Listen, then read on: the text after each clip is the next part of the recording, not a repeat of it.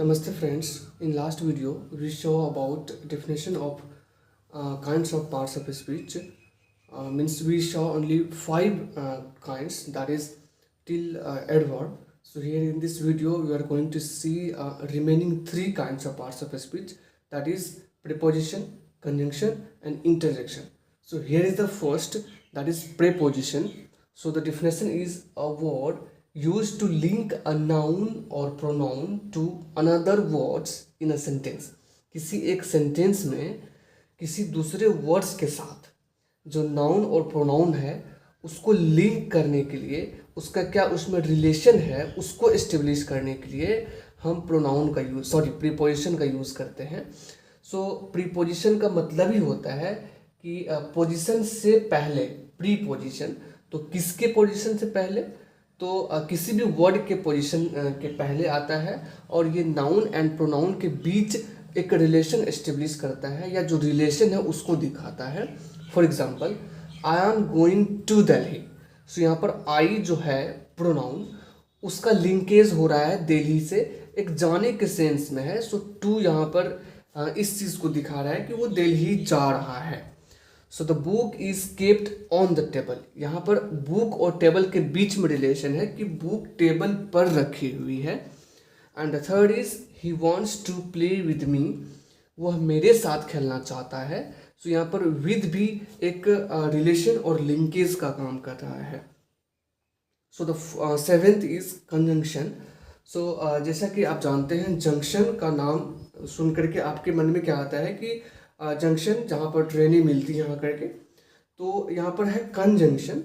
तो सेम चीज़ है जो दो वर्ड्स को, दो सेंटेंसेस को और दो फ्रेजेस को जोड़ने का काम करता है. मीन्स किसी चीज़ को जोड़ रहा है, means conjunction. So here is the definition, a word that joins two words, sentences और phrases. So example, Adarsh and Jayas are reading English book. Adarsh पढ़ रहा है, जयस पढ़ रहा है, लेकिन अगर इस दोनों ही सेंटेंस को मेरे को साथ में लिखना है तो एंड कंजंक्शन का यूज़ करना पड़ेगा. जैसा कि यहाँ पर लिखा हुआ है कि ये दो वर्ड को जोड़ता है, दो सेंटेंसेस को भी जोड़ सकता है और दो फ्रेजेस को भी जोड़ सकता है. सो आदर्श और जयस यहाँ पर वर्ड्स हैं, यहाँ एंड आकर के दोनों को जोड़ रहा है और फिर आगे सेंटेंस कंटिन्यू हो रहा है. So here he is poor but honest. यहाँ पर ही इज़ पुअर एक सेंटेंस है, लेकिन आगे का जो वर्ड जोड़ना है सेंटेंस के साथ, तो ऐसा हम लिख सकते थे इस सेंटेंस को कि he is poor, he is honest. एक ही पर्सन के लिए यूज़ कर रहा हूँ, बट इसी दोनों सेंटेंस को मैंने क्या किया, बट का यूज़ करके ऐड कर दिया. He is poor but honest, फिर से ही इज़ लिखने की आवश्यकता नहीं पड़ी.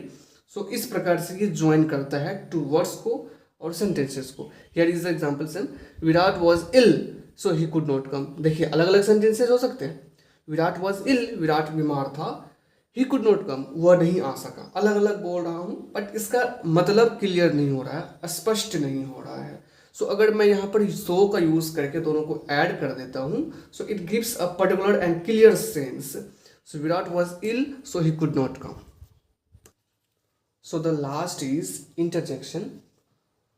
A word that shows some sudden feelings or emotions is known as interjection.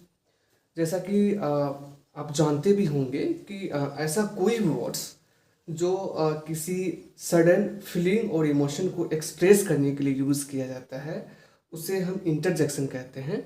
ये ज़्यादा डिफिकल्ट नहीं है, बस इसका डेफिनेशन जान लेना है.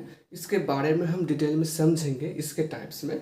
सो for example, we won the match. So expression भी देना होता है. जैसे हमने मैच जीत लिया तो उसमें किस प्रकार का एक्सप्रेशन होता है, तो उसके साथ साथ हम कुछ बोलते भी हैं, तो वो जो वर्ड्स है वही इंटरजेक्शन है. Hurrah. So here hurrah is interjection. So hello how are you, ऐसा हम एक्सप्रेस करते हैं, hello how are you. So this is hello here interjection. I forgot my purse. So इस प्रकार के अलग अलग इमोशंस को एक्सप्रेस करने के लिए अलग अलग वर्ड्स यूज़ किए जाते हैं. तो ये सारे ही वर्ड्स जो एक्सक्लेमेशन साइन के साथ लिखा जाता है, इसे हम इंटरजेक्शन कहते हैं. Thank you very much. Stay tuned for next video.